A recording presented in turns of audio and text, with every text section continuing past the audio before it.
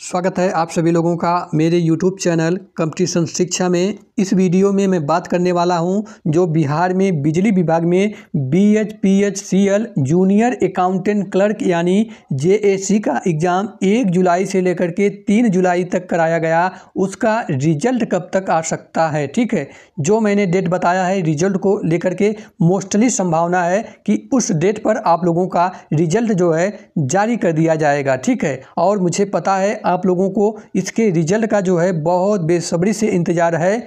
तो हाँ, इसका आप लोगों का जो इंतज़ार है बहुत जल्द जो है समाप्त होने जा रहा है। ठीक है, और इस वीडियो में मैं बात करूंगा कि इसका कैटेगरी वाइज मेल और फीमेल का एक्सपेक्टेड कट ऑफ कितना जा सकता है।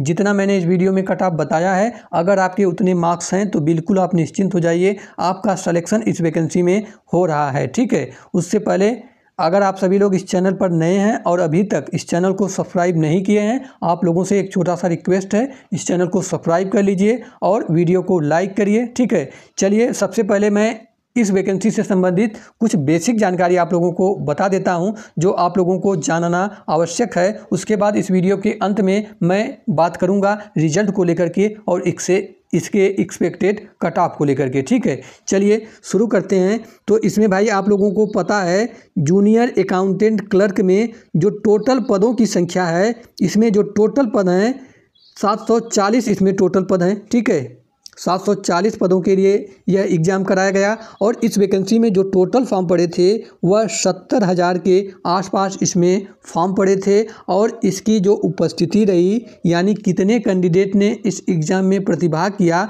तो 42,000 स्टूडेंट ने इस एग्ज़ाम को दिया है। यानी ओवरऑल मैं बात करूं तो 60% आपकी उपस्थिति रही। मेरे कहने का मतलब ये है कि अगर मैं 100 स्टूडेंट का डाटा ले लेता हूं तो उसमें से 60 कैंडिडेट ने एग्ज़ाम को दिया है और 40 कैंडिडेट ने इस एग्ज़ाम को छोड़ दिया है। ठीक है, आप लोगों को पता है इसका एग्ज़ाम जो है 1 जुलाई 3 शिफ्ट में, 2 जुलाई 3 शिफ्ट में और 3 जुलाई 3 शिफ्ट में इसका एग्ज़ाम टोटल 9 शिफ्ट में कराया गया। तो भाई इसमें कई शिफ्ट में इसका एग्ज़ाम हुआ है और कई दिनों तक चला है, तो इसमें नॉर्मलाइजेशन भी होगा। ठीक है, असली जो खेला करने वाला है वह नॉर्मलाइजेशन ही करने वाला है। ठीक है, इसका 3 जुलाई को एग्ज़ाम समाप्त होता है और 11 जुलाई को इसका आंसर की जारी कर दिया जाता है। और आप लोगों ने मिला लिया होगा कि इसमें आपके कितने स्कोर बन रहे हैं। ठीक है, उसके बाद मैं बात करूं कि इसमें जो है आप लोगों का एक सीट के लिए कितने कैंडिडेट से कंपटीशन होने वाला है। ठीक है,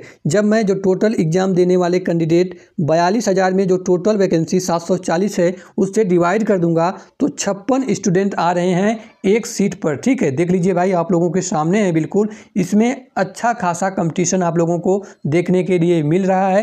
तो इसमें जो कट ऑफ है वह भी थोड़ा अधिक जाने की संभावना है। ठीक है, अगर मैं बात करूँ 56 स्टूडेंट की तो 56 में से 55 कैंडिडेट सीधे सीधे चयन सूची से बाहर होंगे और केवल एक स्टूडेंट का अंतिम चयन सूची में नाम देखने के लिए मिलेगा। ठीक है, अगर मैं बात करूं इसके एग्ज़ाम मोड की तो आप लोगों का एग्ज़ाम जो है कंप्यूटर बेस्ड टेस्ट हुआ था। ठीक है, ऑनलाइन आप लोगों का एग्ज़ाम हुआ था। अगर मैं बात करूं भाई आपके एग्ज़ाम का लेवल क्या रहा, तो आपके एग्ज़ाम का लेवल जो मॉडरेट टू हार्ड की कैटेगरी में शामिल है।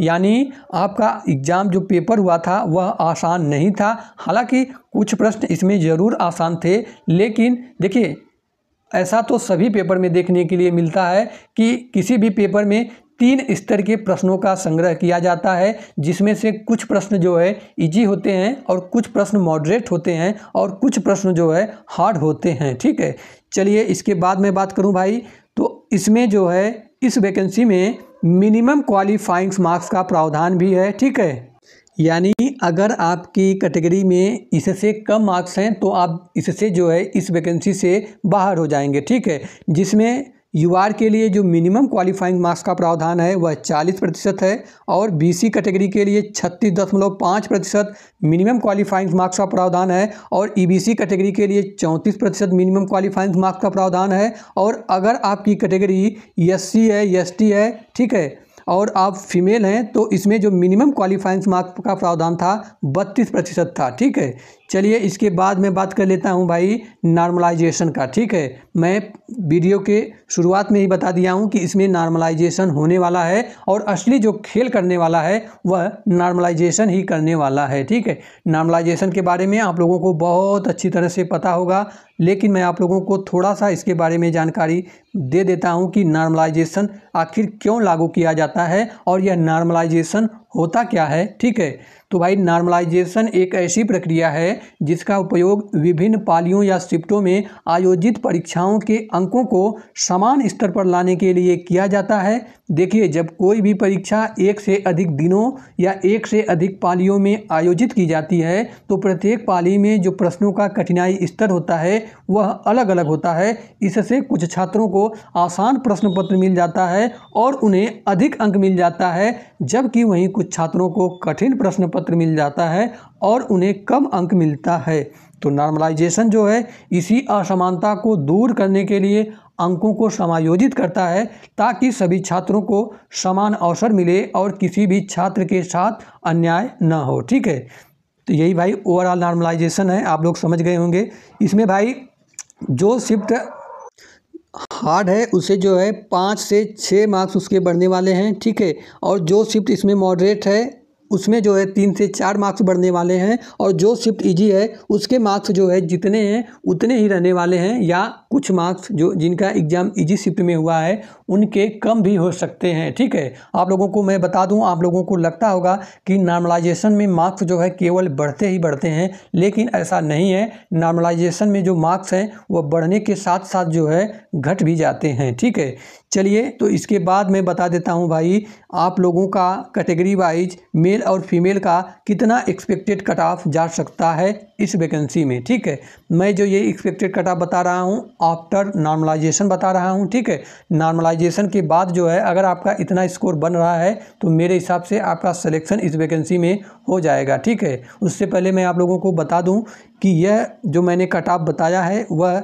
मेरे द्वारा बताया गया अनुमानित कट ऑफ है, वास्तविक कट ऑफ नहीं है। ठीक है, वास्तविक कट ऑफ इसे आप लोग मत समझ लीजिएगा, क्योंकि वास्तविक कट ऑफ आपको पूरे यूट्यूब पर कोई नहीं बता सकता। वास्तविक कट ऑफ की जानकारी हमें उसी दिन लगेगी जिस दिन आयोग जो है अपना फाइनल रिजल्ट जारी करेगा। ठीक है, चलिए मैं बात करता हूँ।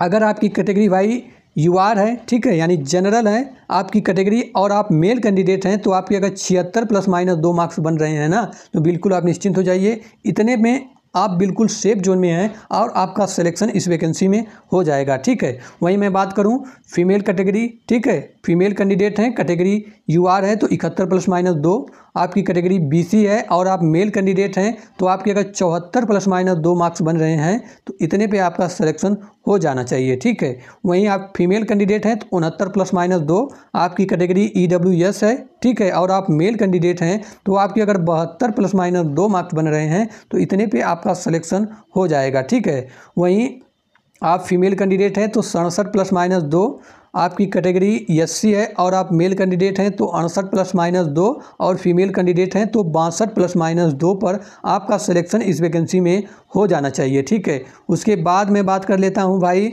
आपकी कैटेगरी ST है और आप मेल कैंडिडेट हैं तो आपके अगर 66 ± 2 मार्क्स बन रहे हैं तो बिल्कुल आपको परेशान होने की आवश्यकता नहीं है, इतने पे आपका सिलेक्शन जो है हो जाएगा। ठीक है, वहीं आप फीमेल कैंडिडेट हैं तो 60 ± 2 और अगर आपकी कैटेगरी EBC है और आप मेल कैंडिडेट हैं तो आपके अगर 71 ± 2 मार्क्स बन रहे हैं तो इतने पे आपका सिलेक्शन इस वैकेंसी में हो जाएगा। ठीक है, वहीं आप फीमेल कैंडिडेट हैं तो 66 ± 2 मार्क्स।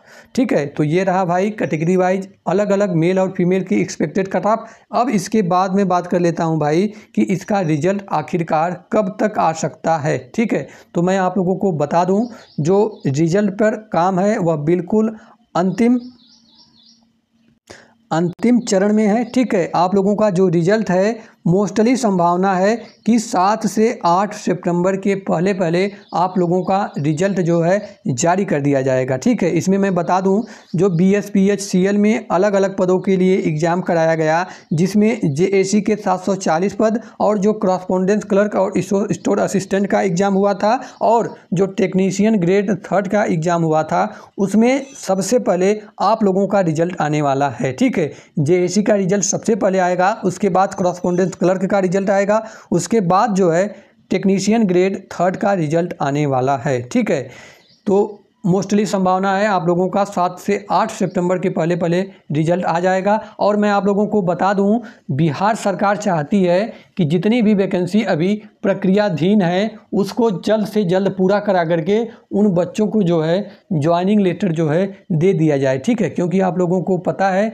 भाई बिहार में विधानसभा चुनाव होने वाला है और बहुत जल्द आचार संहिता लगने वाला है और सरकार का पूरा प्रयास रहेगा कि आचार संहिता के पहले पहले आप लोगों की वैकेंसी क्लियर करा करके डॉक्यूमेंट वेरिफिकेशन करा करके आप लोगों को ज्वाइनिंग लेटर दे दिया जाए। ठीक है, तो इसमें अब आप लोगों की वैकेंसी में बहुत तेज़ी देखने के लिए मिलेगी। ठीक है, अब मैं बात करूं आप लोगों का डॉक्यूमेंट वेरिफिकेशन कब तक हो सकता है, तो जैसे ही आप लोगों का रिजल्ट आएगा और बहुत जल्द आप लोगों का डॉक्यूमेंट वेरिफिकेशन चालू हो जाएगा, क्योंकि रिजल्ट आने के बाद आप लोगों को डॉक्यूमेंट वेरिफिकेशन के लिए बहुत अधिक समय नहीं मिलने वाला है। तो पहले से ही आप लोग जितने भी डॉक्यूमेंट हैं उसको रेडी रखिए। ठीक है, तो ये रहा भाई रिजल्ट को लेकर के जानकारी, डॉक्यूमेंट वेरिफिकेशन को लेकर के जानकारी। ठीक है, और इस वीडियो के अंत में अगर आप सभी लोग इस चैनल पर नए हैं, चैनल को सब्सक्राइब कर लीजिए, वीडियो को लाइक करिए। मिलते हैं नेक्स्ट वीडियो में, तब तक के लिए जय हिंद, जय भारत।